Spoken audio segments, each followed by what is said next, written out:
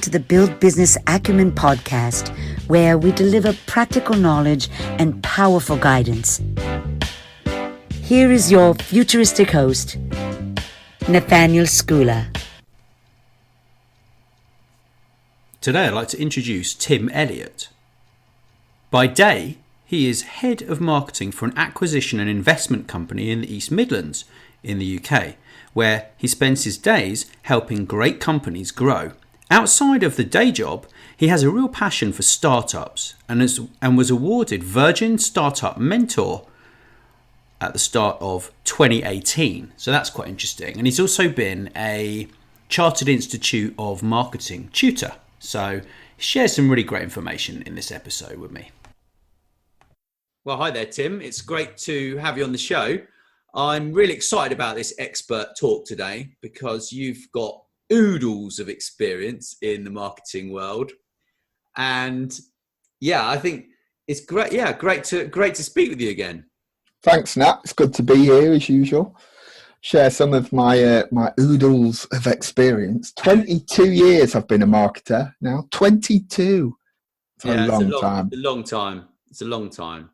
And so I think the best thing is we start off with the marketing basics and we start to sort of talk about that because, you know, everyone today, they say it's all about online, right? And yes, online marketing is important. You know it is as well as I do, right? But there is still no substitute for really well targeted a piece of mail or a phone call that is, you know, researched to the point of, you know, where they live, you know, where they're from, you know who their secretary is, you know who all their team are. And if you call them up and you have a proper conversation with someone, there's a lot to be said for that. So where do we start, Tim, with marketing basics? I mean, marketing is about people and problems and not products and services, right? So you start with people, and the people we're interested in terms of marketing is our customers, right? So job number one for a marketer in marketing basics term is to understand your customer as much as you can, right? Get some research on it, look at the previous people who've bought them, have conversations with them. You know what? Don't use data, talk to people. Because conversations, just like this one, move stuff forward a lot further. Right. You can support what you learn from that by data and take it wider, but understand your customers as much as you can. More than the next guy will help you win at marketing. That's the fundamental starting point, and one that people miss all the time, doing some good old research. Right. So you would potentially do that with a questionnaire if you had people who would respond, if it was a targeted questionnaire. Yeah. Because obviously you can't just send out a questionnaire to people that you don't know who No. You know, and say, I'm thinking about this. You need to target the right individual. So for an example, whatever sort of demographic you're hitting, you're going to hit that particular job description and say, well, hi, I noticed that you're in such and such a job.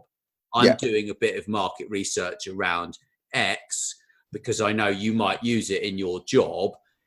Could you help me? And then you've got 3 questions on a questionnaire. 3 to 5, right? 3 or 5 are really good numbers. I have no reason why. Just people respond more if it's 3 or 5. I think it's some deep-seated human behavior thing, right? But you've got many ways of doing this, right? If you're an existing business, you have at some point sold to somebody, right? So we've all of us with existing businesses, we've got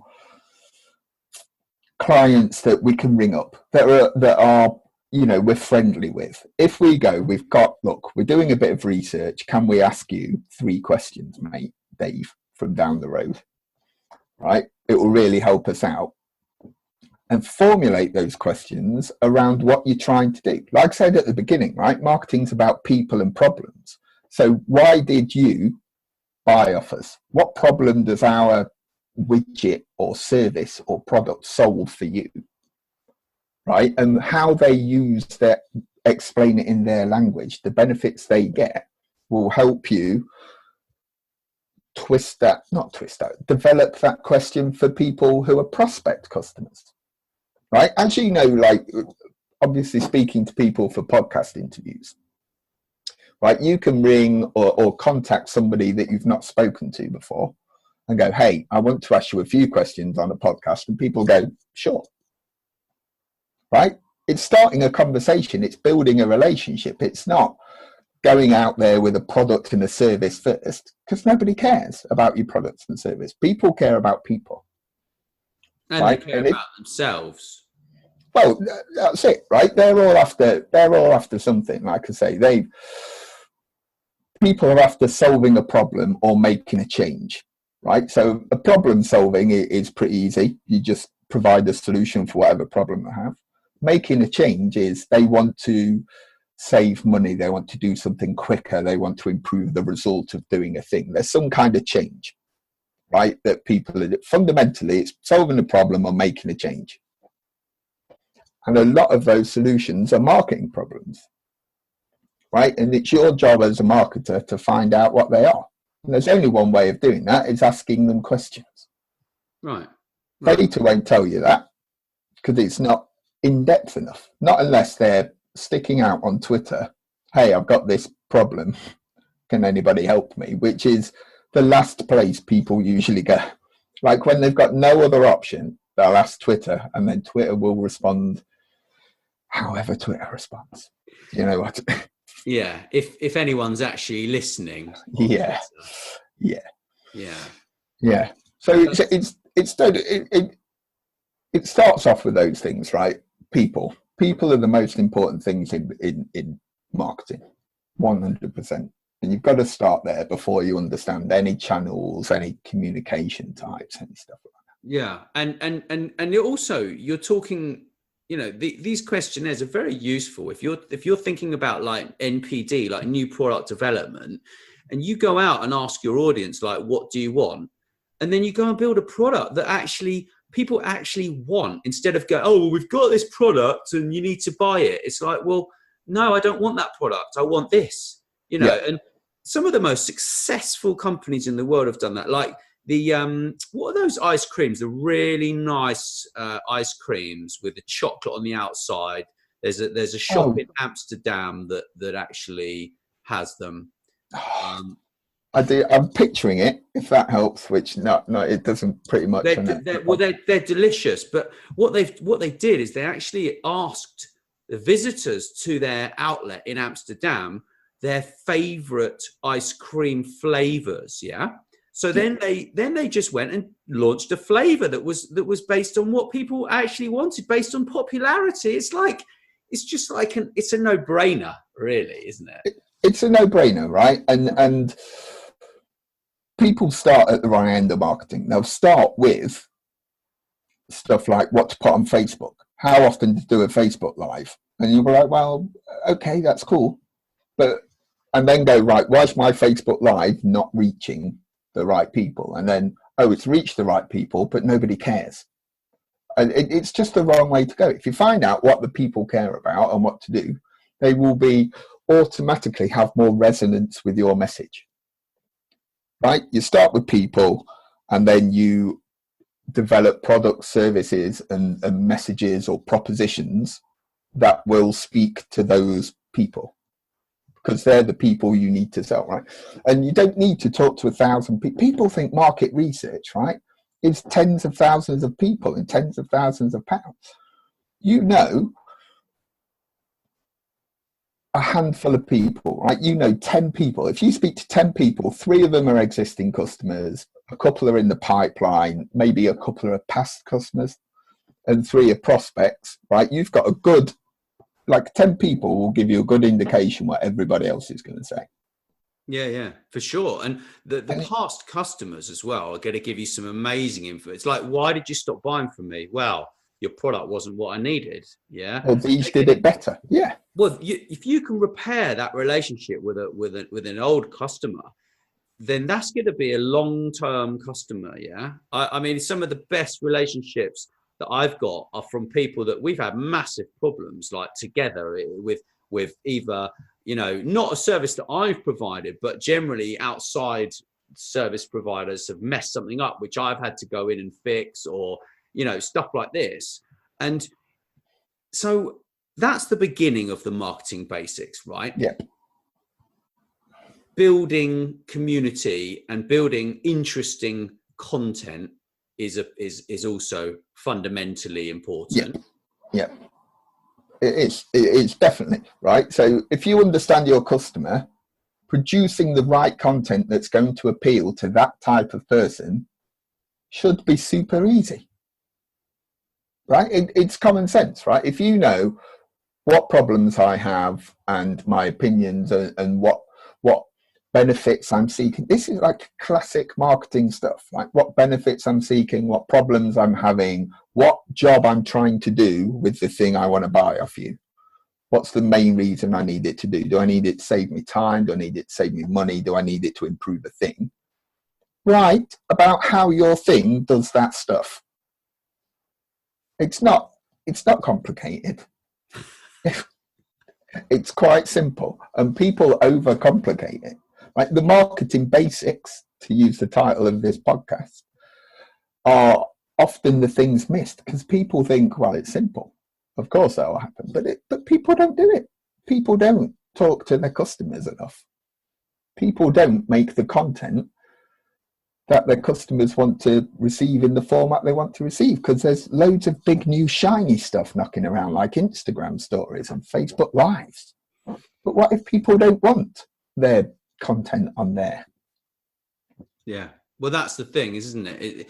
People just, in marketing, people are just obsessed by the next shiny object, and that's the biggest problem with marketing. Is a marketing agency, if you're going to hire one, they will try and sell you every single thing that they have, and the problem with that is that first of all, you can't service all these channels. You don't have the time and effort, or probably the necessity to service all these channels. Yeah. You could be on all these channels, but you need to be very careful in thinking about how you actually do that, and where that also fits into the whole marketing strategy, right? Because online, like we're saying, is only just one part of marketing, right? Because you've got your website, and that's where people go to find out information about you, but you could also have a company magazine, potentially, if you were a high-end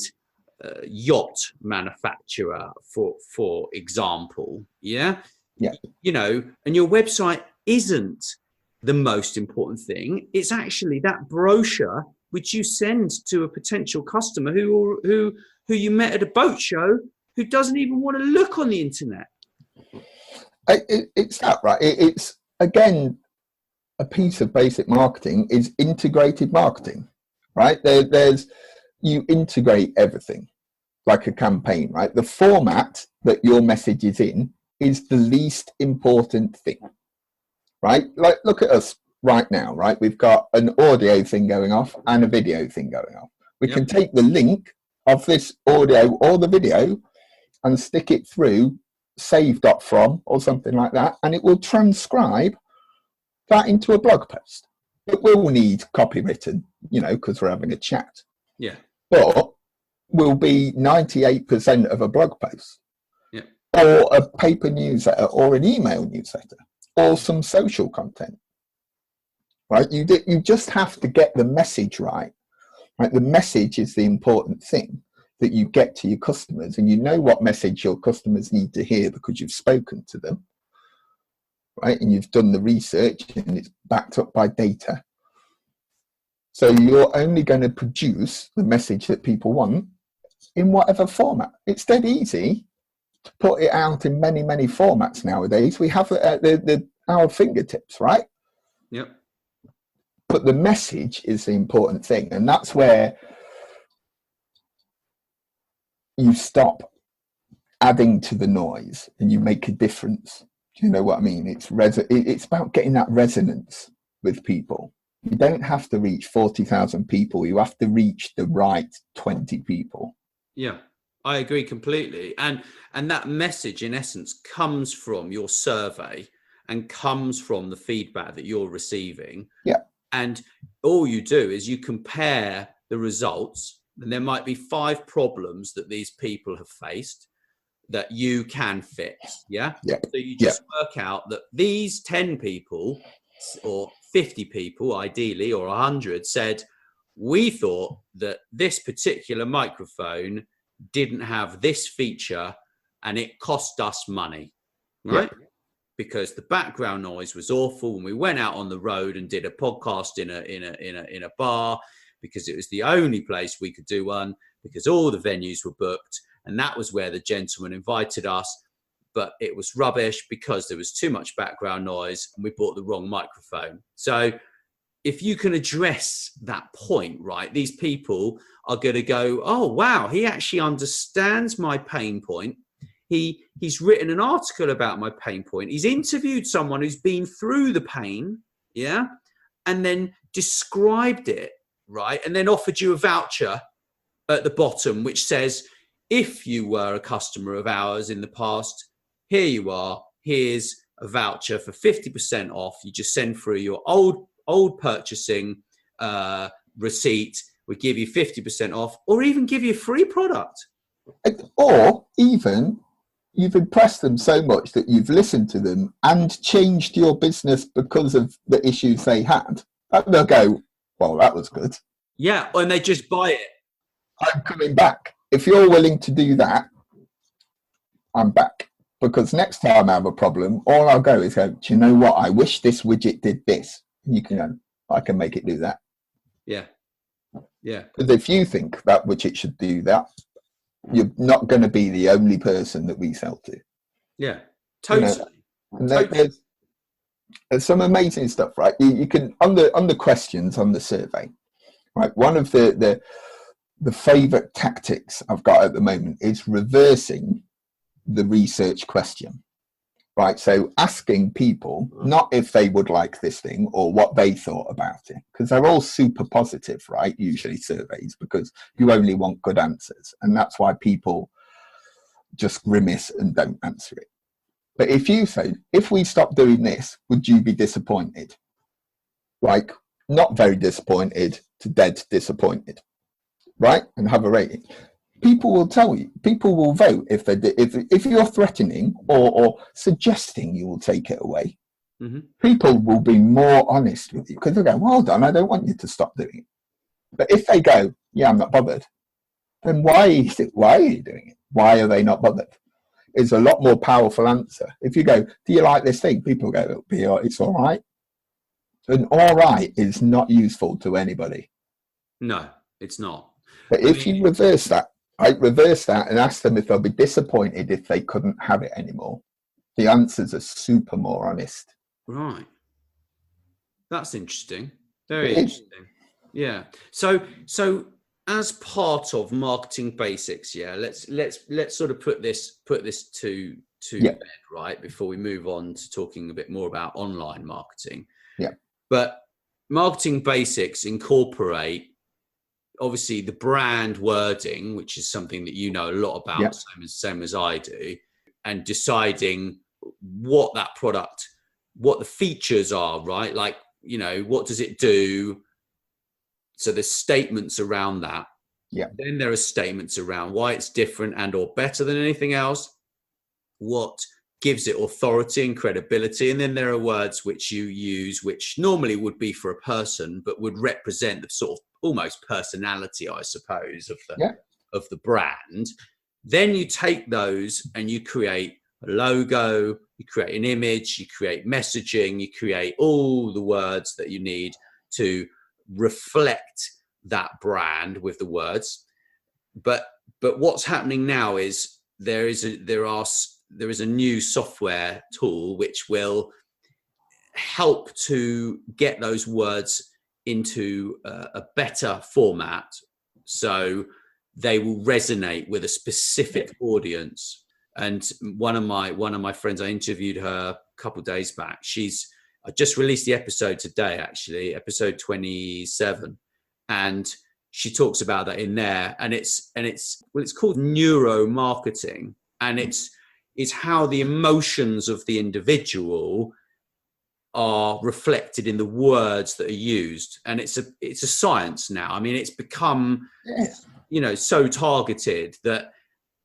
So that's the beginning of it all. Then we go to the images, don't we? And then we go obviously to the content.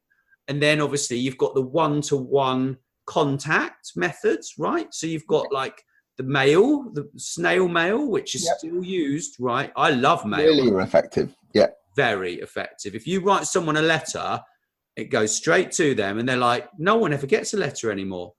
No, I didn't. I got a handwritten letter yesterday, which is the first time in like 20 years, I think. Like a proper handwriting. I'm like, amazing. Well, that's another tip. I mean, if you write a letter, you handwrite the envelope. The open rate from a handwritten envelope is far greater, they've proven, than a one with a printed sticker on the front, right? Yeah. And you can have a message on there if you want to, if you decide that you want to. Yeah. But on top of that, obviously you've got the phone, and then you've got, the telephone, which actually could ring potentially. You've got email, and you've got all these digital channels, and then you've got social, and then you've got online, but you've also got like business cards, which according to my friend Jonathan Chase, who's Britain's leading hypnotist, he seems to think they're a waste of time. I don't believe that personally. I think business cards still have a place, and so do leaflets and brochures and magazines. But we're also, in essence, still in this world of advertising where we don't know what is actually working, because we don't actually know who's going to see it. So you're absolutely right? And which is why, if you do all the activity first before understanding the customer, you're going to have that. What's that classic marketing quote where they say, I'm pretty sure 50% of our advertising doesn't work, but I'm just not sure which half. Yeah. Do you know what I mean? If you understand your customer, you've only got a real simple process to follow. You've got to get the right message, which you know from your customer, to the right people who you already know who they are at the right time. Yeah. Right? Yeah. And there's basic 3 stages of the right time, right? There's, are you acquiring a new customer? Is it all the stuff before they've purchased? Or have they already purchased and you're trying to retain them as a customer?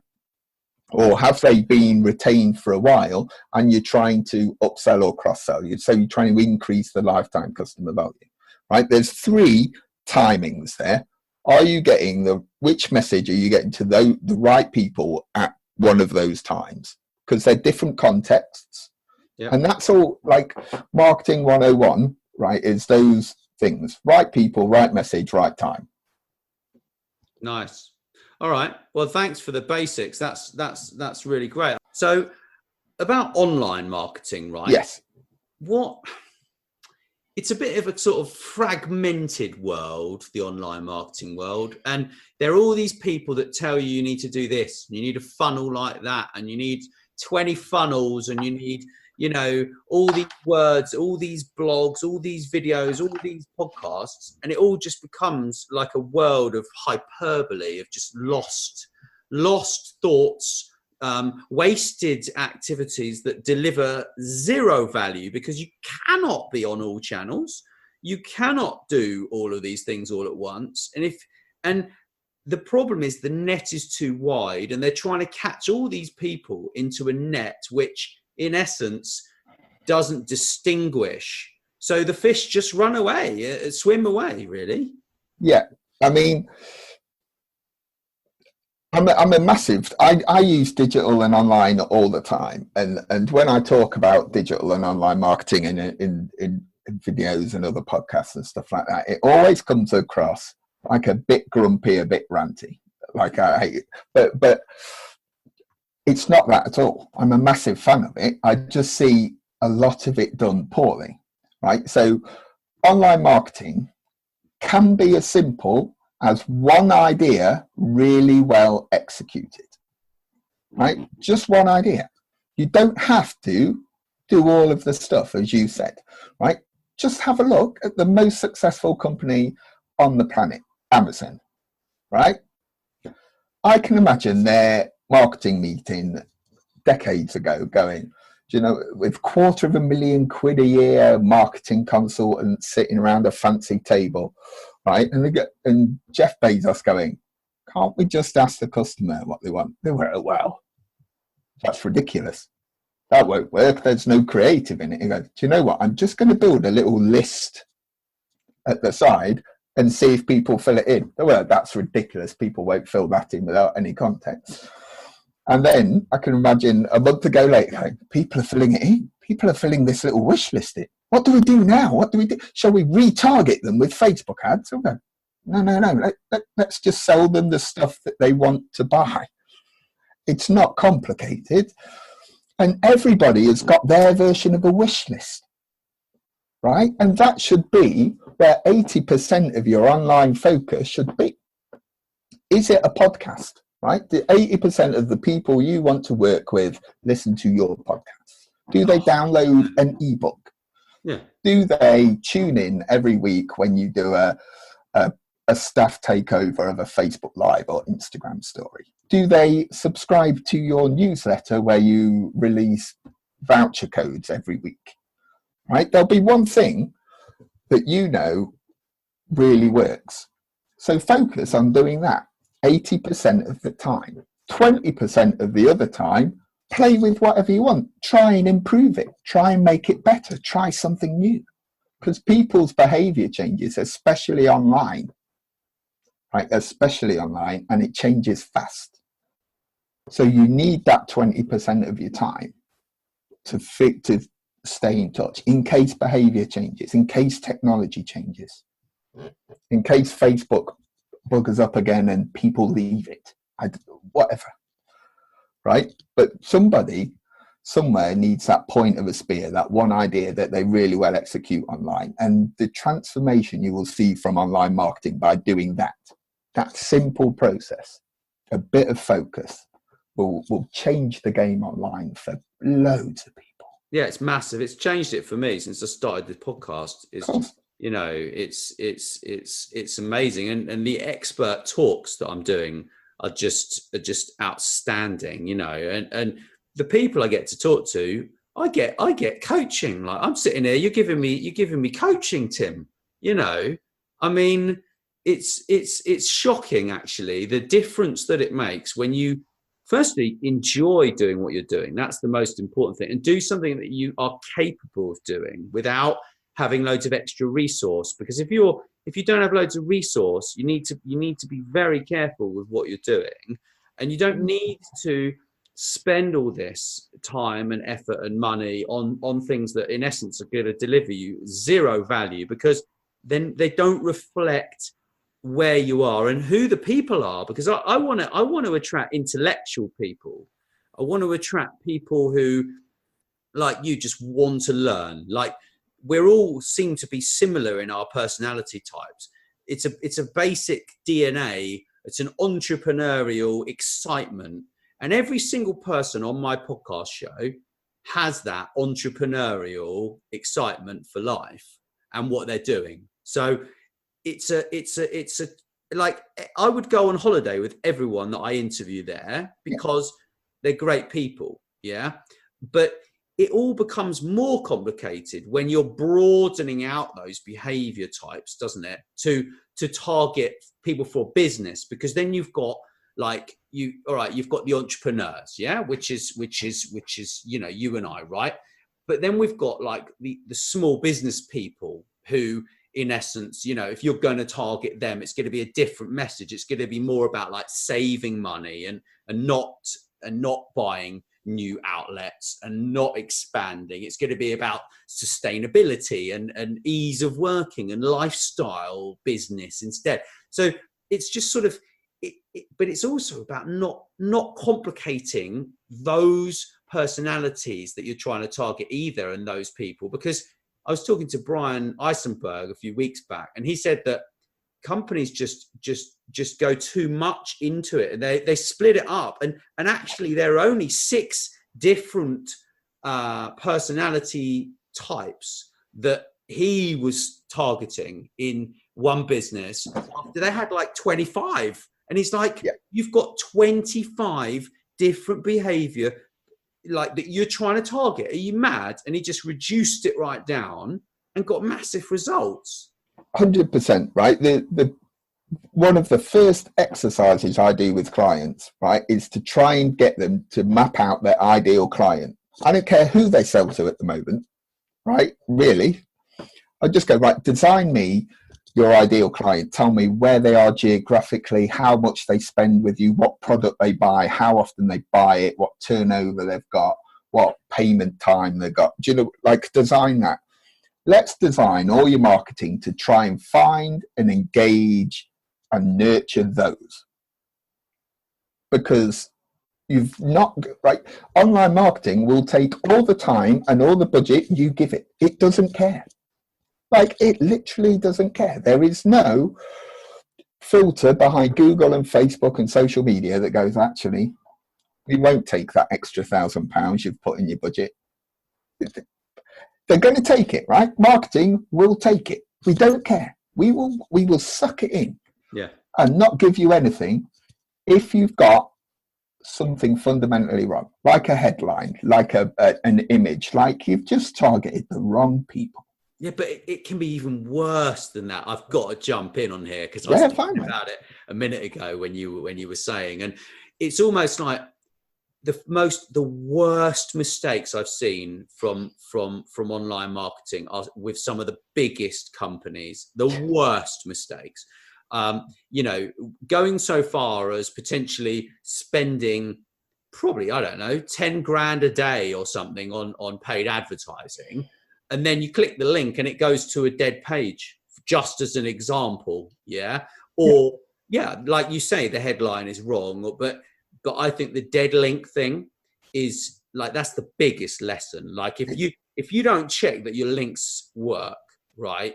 Like, and you send something out and then you change the URL and someone in the office doesn't change it and you do a redirect, right?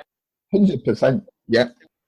But the thing is that there are people that make that URL mistake with big businesses and click, and what happens? All the budget gone. Or what about this for one, right? I heard about this one. Jason at Creation was telling me, Creation Agency, he was telling me there was a customer and this company came to him and they said, look, we need some help with our marketing, Google AdWords and this sort of stuff. And he's like, well, if you've got a budget, they're like, well, we just sort of spent it. He's like, what? And they spent 100K, I kid you not. Yeah. They wasted 100K on Google AdWords and they were going after the words cloud computing or something. So £100 a click. Yeah. Right. Just gone. Yeah. Yeah. I mean, that kind of harks back to our previous chat about marketing basics, right? If you understand your customer, which is the basic, which you should do before you're doing any online marketing, go after the words they use when they're looking for your product, right? And they're not going to be, when did Google come out? We're not in 1992, right? We're not going, oh, I want a screwdriver. Do you know what I mean? We know how to search now. We need a Phillips head screwdriver sent to me in a day, and it needs to be 4 mil. Do you know what I mean? We want. We don't go on Domino's. We go, hi Domino's, can we have a pizza? And they go, sure. And then some pizza arrives. We're very specific. We know what we're after. It goes to that natural language programming stuff you were on about earlier, right? Google knows what we mean. Just type any word in, it will suggest all the actual stuff that we need, right? So people doing 1 and 2 word, like even 3 word keyword searches on Google, I imagine will be wasting a lot of money. Oh yeah, definitely. The more specific you are, the better. I mean, it's to actually rank your website, even if you're trying to rank it, when you've got a competition of like say you've got a competing websites of 150 million web pages that are competing with your keyword that you're trying to do organic search for, which means you go for a keyword which is so competitive, you're never going to make it.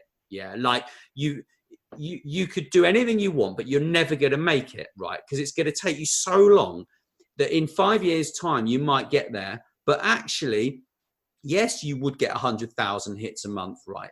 If you got to number 2 or number 3 or number 1 or whatever.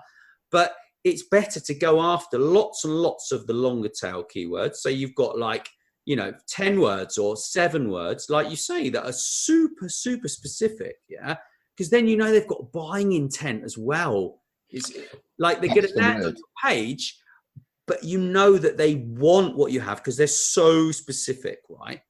Yeah, that's now that word I was thinking of and waiting for you to finish, that word intent, right? Because people putting screwdriver or holidays into Google don't have the intent to buy one. If I'm after a holiday, I'm looking for 5-star hotels in Malta in July. You are? Wow. And I'm after exactly the same thing, right? I'm after exactly the same thing. I'm after a holiday. But my intent is massively different with those searches, right? And intent's nailed it, right? As we're talking about online marketing, there's some online marketing formats like social media where the intent is not to buy a thing. It's to talk to another person or engage with some stuff, right? Yeah. And Google, the intent is different if the keyword's right, because people are looking for a result, and there's various combinations of those types of intent throughout online marketing. But intent, it's one of those things that you will understand by looking at your existing customers. Where do they go to find out information about your thing when they're looking for a service? Yeah. You could talk to your existing customer and go, okay, when you're looking for not a service you provide, right? When you're looking for a catering service, where do you go when you need to buy one? Or where do you go to research? Because where they go to research will be where they go to research. Where they go to buy it will be where they go to buy it. Yeah. And from that question where their intent is, and you can put more effort in that intent bit, because that's the important bit. Yeah. And you're basically educating the customer or potential customer to buy the right product, because you don't want to sell them something they don't want anyway. Yeah. Because that's really hard to generate demand. It's really hard and really expensive. You should already be there when they've already got, let somebody else convince them that they want a new widget, but then you put your widget there. Do you know what I mean? Yeah. And you educate them to the point of knowing that what you're selling is the best product for them, or what you're selling doesn't work for them. Because the last thing you want is a refund. You don't want a refund. You don't want to sell someone something that they're going to back. Like something you send back to someone is just a total waste of time. This is it. And this comes down to one of your specialities now, and that's the wording, right? Or the technical term is the value proposition of that product, that service, that person, right? That value proposition should be strong enough and focused enough that it repels the wrong customer. Yeah, I agree completely, because 80% of the people aren't your customer anyway. Yeah, 80% of the people that are looking, they're not your customer, because they're not gonna buy into what you have. That's what I was understanding. But it's like online marketing is just, the problem is that everyone thinks they've got to be everywhere, do everything, be on every channel, and an agency will try and tell you that that's what you have to do. Yeah. But actually you don't have to do that. If you just pick 1 channel, 2 channels, 3 channels, plus your content creation, it's all you actually need in order to have a conversation. Obviously do Google AdWords or pay-per-click stuff if you've got budget. But if you're a small business, you just target the right people. If you're a big business, then you can afford teams who specialize in each one of these sectors. But don't be confused that you can do it yourself, because each one of these disciplines is a discipline. Like, I don't do PPC, pay-per-click, or paid ads. I can't do it. I don't have the mindset. It's not my brain power that does that. So I have to partner with people who do that stuff, yeah, in order to sell things, right? So you know, it depends on your skill set as to what you're actually going to do. And if you're going to manage all these things, because you might manage a team if you're listening to this, you're going to need to understand each element and what it entails. So yes, you need to do a course and you need to study each one of these things: social, SEO, content creation, video, you know, all these platforms. You need to understand it, but you don't need to do it yourself, because you can't do it all yourself, right? No, that's it. I mean, you hit the nail on the head again there, really. With it's your job to understand your customer and understand the channels they use to buy stuff and why they use to buy it. You don't have to do it. In theory, you should be as lean with that process as possible, right? The thing with using agencies and marketing outsources and freelancers like that is they're brilliant. They're very good at what they do. There's no, you know, they're good people, but they're only as good as the brief you give them. If you've done a bit of work and you've understood the channel and your customer and the proposition, why they need to buy your thing, the work that these other people do, these marketers do, will be super more effective. Because they go, well, why would we do all this other stuff we usually try and sell? Because he knows that his customers are here and they buy it here. He just needs more of that, or done more creatively, right? Yep. So it's all about the brief, but you can't give them a good brief if you don't understand customer, channels, and proposition. Yeah. Right? As a fundamental three. Yeah. I mean, I think there are lots of emerging technologies that are coming along. You know, you've got like chatbots which can convert natural language into 200 languages and understand it. And then you can go back and use that data to create more content, because you're getting answers from people. It's creating frequently asked questions. Should ask questions are stuff that you need to think about and come up with, but frequently asked questions and should ask questions are just like gold dust. They have been the best marketing thing for, I don't know, what, 30, 40 years since the internet came on. Yeah. But that's the problem, isn't it? Is that people think everyone in digital, I hold my fingers in the air on that one, are just obsessed with digital, and they think that everything is digital. But you must work out a combination of all these things. Online on its own is just, I'm sorry, it doesn't work. You need to combine it, and you need to go and have face-to-face meetings, pick up the phone, have a Zoom call, send a postcard, send a birthday card, bunch of flowers, whatever it is. And it needs to be on point, and it needs to be personal to that individual, right? I mean, yeah, definitely. I mean, digital, I would say, and from my initial experience, right, has kind of lost a lot of meaning, just because everything has digital elements. You don't see a TV advert without a hashtag or a Twitter handle. You don't see a billboard, a magazine, a newspaper, a local thing. Even those little local magazines you get stuck through your door, right, and takeaway leaflets. They've got the social and website details. Everything's got a digital element to it. Newspapers are selling more digital, or got more digital readership than print readership. Yeah. Right? It's digital is not a thing. It's just marketing. We need to stop thinking in channel, right? Because everybody will have kind of multiple touch points. They might have a chat with you tomorrow night in the pub, right? Meet Nat in the local pub, have a couple of beers, go on, check his website, listen to his podcast. Yeah. Meet him again. Very simple. Right? Customers don't buy in channels, right? You don't see people going, oh, I'm just going to buy a camera digitally. They're just going to buy a camera. Yeah. Right? They don't think in channels. So the only people that think in channels are marketing people. And that's one of our issues. Yeah, it's an issue I've got because they get lost in channels. That's Yeah. the problem.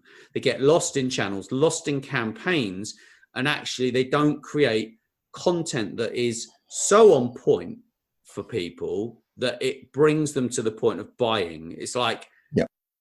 that's it really. It's simple, you know, Yeah. like a laser, isn't it, at the end of the day? That's it, right? You've hit the nail on the head again, right? Marketing people, especially online, need to focus on impact, not activity, right? Because if you focus on activity, it's just expensive and timely and noisy and messy. Yeah. If you focus on impact, nobody's going to complain.